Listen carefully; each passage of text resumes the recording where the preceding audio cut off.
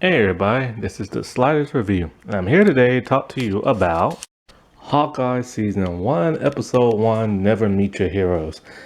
I gotta say, I feel a little underwhelmed watching this episode. Like, it just went off to an extremely slow start. There were some things in it I like, and some things I feel like could have been improved. There was really nothing that, like, irritated me that much, but it was just like, it should have been like better. And there's one part, like the action scene, I just wasn't feeling the action at all in this episode. It's just like, I don't know, it's just like, when your first episode, they're supposed to be like the strongest one out the gate. And even though this was an okay episode, I just felt like it could have been so much stronger and so much better, especially with the action. Like, I just have mixed feelings about the action. It just felt weird in some places and unbelievable in others and stuff. And so, like, one thing that got me wanting to watch this is that I love Haley Steinfeld. Like, I've been a fan of her since True Grit. Like, I've been so impressed by her acting. Like, I knew like there was something special about that girl when I saw her in True Grit. And I've always just like been so proud. I always just wanted her to like make it. Like, what I'm saying? She did like other movies and stuff. Not sure how they did. Like they kind of like, mixed reviews, kind of. So I know after a while, I didn't hear nothing from her in a while because I don't watch any of her other movies because she just stars and stuff I don't like. I didn't care about a Bumblebee movie. I think she did Romeo and Juliet. And I think those movies did like okay, not like great. Then I heard she was in Dickinson, and then I watched that, and I really loved the first season. But the second season was okay, just wasn't as great as like the first. And now it's in this third and final season, sadly. And so now she has this one. So I was like really excited, thinking like, yeah, man, I get to see some more of Haley and everything. And so like, then I did had no idea that the mother from Bates Motel was in this. Um, oh God, I can't even think of her name right now. But like, I was so excited to see her. But I was just hoping at some point she would yell the way she did when she played Norma, but she never did. I mean, like, come on, man. Like, your daughter like wrecked that bell tower thing. You could at least yelled and shouted at that. That would have been awesome, man. I'm actually surprised she's just playing like a mother. Like, she's too good of an actress just to have a small role like that. Now, as for Jeremy, I've never been a fan of his version of Hawkeye. Like, never. Like, he's just always bored me. Mainly because, like, every time he plays the role, he looks like he's bored and tired. And so, like, and it's weird because I'm a huge Hawkeye fan because so many different versions I saw him in animation. I first saw him in Iron Man in the 90s, and even though he was like a jerk, he was still cool and everything. And then all the different type of Avengers um series, like three different Avengers series, like he's just been like a cool person. But for some reason in live action, this dude has always bored me for some reason. I've just never felt like anything from him. And I just always felt like I know a lot of people like a huge fan of his, but I don't know why. And so like, yeah. So anyways, I gotta say, I think still to this day, like I'm surprised by like it wasn't stronger. Like, the first episode of what was it? Falcon and the Winter Soldier, that was huge. And then, like, WandaVision was really cool and interesting because it was like a huge mystery. And the action in, like, Falcon and the Winter Soldier, like, that was just, like, awesome. You know what I'm saying? Like, how come the action here didn't feel that awesome? But, it's interesting because it's kind of like, this show reminds me a little of Arrow and Daredevil. But I'm so shocked because in those pilot episodes, like, even though they was dialogue heavy, when they brought the action, they really brought the action, And I'm surprised that this one took like a weaker approach to like the action and stuff. And so yeah, but anyway, so So, when it comes to Kate Bishop, you know who she reminds me of? A little bit of the Huntress. So, like, it starts off with her being little and her family super rich, and they live across from like one of Tony's like apartment buildings, Avengers Tower, the very first one from like phase one of the MCU. And so like her parents are going through a divorce, she's eavesdropping, and next thing you know, I was just like in the scene the events from the first Avenger movie happened, right? And so the Shintari are like attacking. I really love that part. I love the different viewpoint from what we're gonna get to see. 'Cause you know how it normally is when you see like a huge action scene in the streets, you never think about what's going on inside the building, especially when the buildings are getting hit by stuff. And then it's that scene where Hawkeye is like swinging from like a rope and using his arrow and stuff like that. So that was really cool to see. And as a result, her father dies from it. And so, like, years later, she's in college, and we see her like climbing a building with some trick arrows and everything. Because in the intro sets it up to let you know what she's been up to since then. She's taken martial arts, she's taken gymnastics, she's taken fencing, she's taken archery and stuff like that. So she's very well equipped to be like a hero type person. And so like, well, comic book wise, you know what I'm saying? So like, yeah, so she's there with her friends and they kind of like dared her to do this. And so she's trying to see if she can like hit an arrow to hit like the rope to the bell, make it ring and stuff like that. She fails the first time, the second time she does it. And somehow that brought the entire like bell crashing down. Also, there was a clock attached to it. And I don't understand how that caused that to happen. So I'm thinking to myself, okay, after that, we see her come home because she hasn't been home like a whole like year because she's been at school, so the whole semester.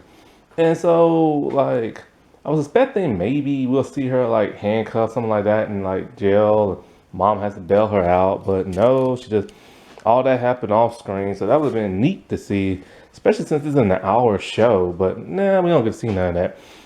And then so her mom is upset, but like not mad upset. And that kind of was kind of weird. It's kind of like, dude, the mom has to pay for this thing. You know they're rich and they can do it. But it's like it would have been nice to see her go like crazy nuts, like the way she did on Bates Motel, but never did. And so Kate is very shocked to find out that her mom has a surprise in the house. A man. I have no idea who this man is. After watching this episode, I had to look him up. His name is Jacques, and apparently his alias is Swordsman in the comic books and stuff. And I've seen him in animation, just didn't know like what his name was and stuff like that. So in the comics and everything, he's a villain, and he collects swords and stuff like that, and he fights with them. And so Kate, right off the bat, just doesn't like this man. I don't know why. They don't explain why, other than the fact that he's replacing her dad, so I can understand that, you know. But then it's strange because they go to like this kind of like banquet type thing, and her mom had for her a red dress to match hers, but she decides to wear like a black tux. I gotta say, I agree with her mom. She wears that tux very well. It just looks so like good on her and stuff. And so like and the thing about her, she's playing this role so well. Like she's one of the standouts in this episode. It's just her personality, the way she does it. It reminds me so much of Dickinson. Like watch that. It's on Apple Plus. Like she's really good in that. And so like um Amon, like, talks to her and stuff, and he tells her, oh, like, I knew you when you was little, blah blah, you don't remember me. And then his nephew is Jacques, and it's weird because he's insulting her mom like right all in front of her. I'm just like, okay, that's kind of weird and stuff, you know what I'm saying? And so he has a problem with her, but we don't know why. So that's one problem I'm having with this show. They're throwing in Jacques and Armand, And clearly there's some shady people, and something is wrong with them, but we don't know what. But the show is kind of like expecting you to know that from like the comics. But if you never read the comics, then you have no idea who these people are. Like I had to look up on Wikipedia to see who Jacques was and stuff. At first I thought he was just a made up character for the show, but I didn't even know he was from the comics. So that kind of bugs me right there. It's kind of like, get me a reason to dislike these people, not just because Kate dislikes them, you know? And so, cause they just like threw them in there and expecting you to know who they are. So let me put a pause on that and let me get to some Clint stuff right now. He is just still, being Clint, being his family. I forgot what his kids even look like from the other movies. So like, I forgot they grew up. Like it's been that stinking long since the second Avenger movie and the last Avenger movie. Like, man, I need to go back and see if those the same kids or not. Because I totally forgot what they even look like. And so he's at a musical, like an Avenger musical. Personally, I am not a musical type of person, but I will say this was a very enjoyable seeing them sing and dance. So at least that was a cool show, you know what I'm saying? And so he's just kind of like, I don't know, he's just going through the motions. Like he's tired of people recognizing him on the street. He doesn't like the idea of his like life being turned into like a musical and like stuff like that, you know? And so not Haley, but Kate, when she's there, we get to see Lucky the pizza dog. I had to look him up on Wikipedia too. Now, I remember when I saw the promo pictures for this, and I saw the dog. I assumed the dog was like winking to the camera to be like a Disney ha ha ha humor type stuff, you know? But no, the dog in real life actually is missing the eye. Aww.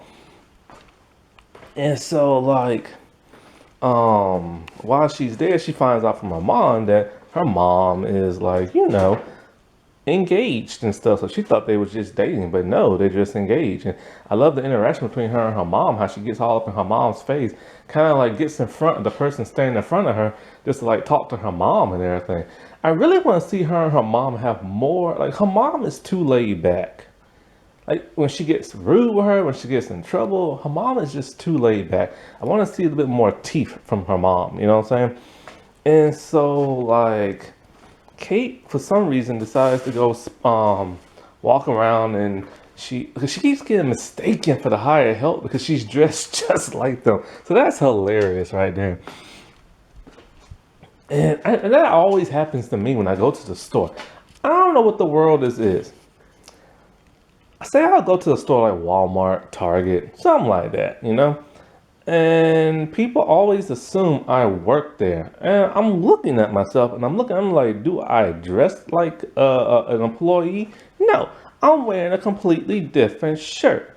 I have an MP3 player attached to my hip. I have the earbuds in my ear. I have a tablet in my hand.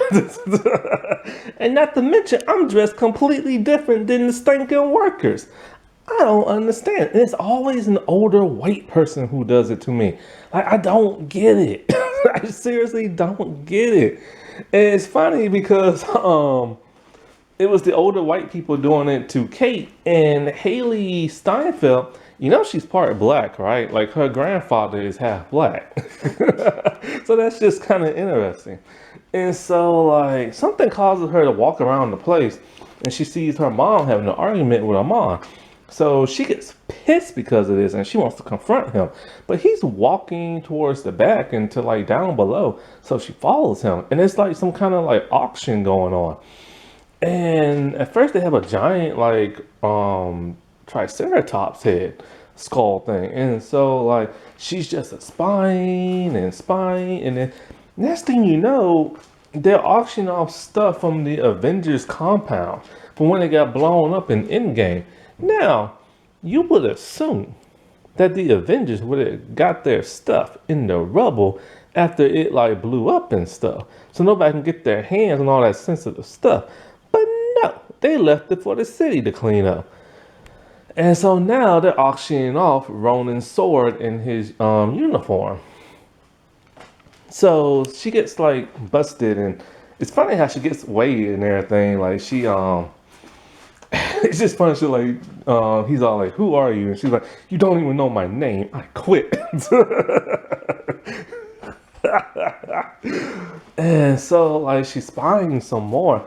And then that's an explosion happened. And it's these like it looked like these terrorist type people, but they're wearing track uniforms. I didn't understand that. I looked them up online. Apparently they're from the tracksuit mafia, which is a thing in the comic book. And so they're looking for a watch for some bizarre reason. I guess it's Tony's watch. Who knows? You know what I'm saying? And so this is when the action happens. So she decides she's gonna put on the Brownie costume. Now Jacques, he took the what is it, Jacques or is it Jack? Because I know it's Jack the way it's spelled, but some people say it's Jacques because like the who they are and stuff. So I'm just gonna keep saying Jacques and everything. So he takes the sword and she puts on the costume. And this is the part that really got me. Like I was not feeling the action in this whatsoever. Some of it looked cool, and other times it just felt too cinematic, over choreographed. Like, okay, take Arrow season 1 and 2. The action was very grounded, very hand-to-hand combat. It wasn't flashy, nothing like that. Then you go to season like say 4, 5, and 6, and it's too sped up, too over choreographed, and it looks too fancy. And that's how this one felt. Kind of like Buffy. Buffy was like that too after a while. And that's what it really felt like. It just felt like the camera was sped up. There was maybe a little CGI to cover up some mistakes, a little wire work, and she was too good. Like, I'm sorry, she's not untrained. Like she knows martial arts. Like, yeah, she knows martial arts, but she's never had to go one-on-one with like 6, 7 people at like once. You know what I'm saying? And she was just too good. And especially with the wine bottle. And I like the part of the wine bottle. She held it in her hand and somebody shot it and she got scared and ran. And that was cool. But, she wasn't like perfect in her fighting, because she got her butt whooped a couple of times. But then as soon as she got her butt whooped, she bounced right back like a WWE superstar and it started like whooping on them and stuff.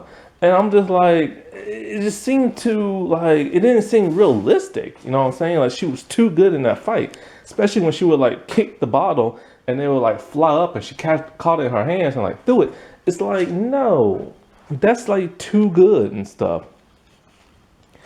And so like, what was it? Then they chased her outside, and the part with the dog like running in traffic, she was like flipping over like a car. I don't know if it was 1 or 2 cars, but she flipped high in the air, and I'm just like, I know you did gymnastics, but that was too good of a flip and everything, And it's just they're trying to make her look like this really like skilled superhero fighter. But she's a rookie, and she's supposed to be trained by Hawkeye in the show. After seeing what I just saw in this episode, she needs no training. You know what I'm saying?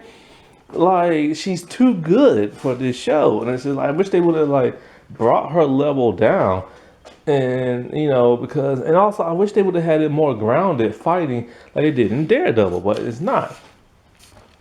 So I was just really disappointed with the action. It just felt weird to look at and stuff. And plus the suit just looked weird on her in a way. Like, how does his suit even fit her? He's like completely different body size. So it makes the news. He sees it. So then she runs to like some apartment that she has with her trick arrows with the dog, and she leaves the dog there. Then she leaves. Somehow the tracksuit mafia people found her. I don't know how, but they did. Like, out of nowhere, they just found her. And she ran for a good distance, so how did they find her? So she fights some more. She's getting her butt kicked, and she hides in the car. And then who saves her? Clint. How in the world did he find her? I don't get, does he have a tracking unit in the suit? Like, seriously, like, I don't know where his place is at.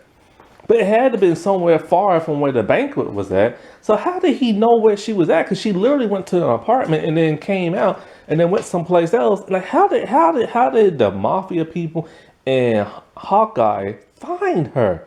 I don't get that. That just happened too quinky dinky and stuff. So then she's like, "Oh my God, you're Hawkeye," and then it ends.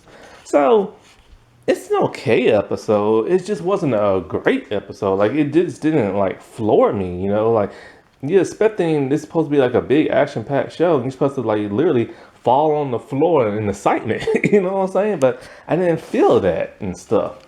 It just felt so underwhelming and everything. It just felt.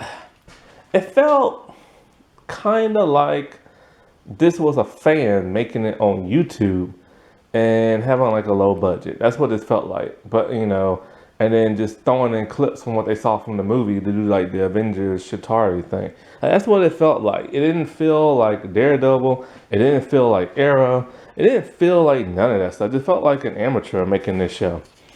So I'm hoping the second episode is better. I'm hoping the rest of the series is better because I want to like this a lot. As I really, really, really do. And so, like, yeah. Alrighty. Well, I'll talk to y'all later. Bye.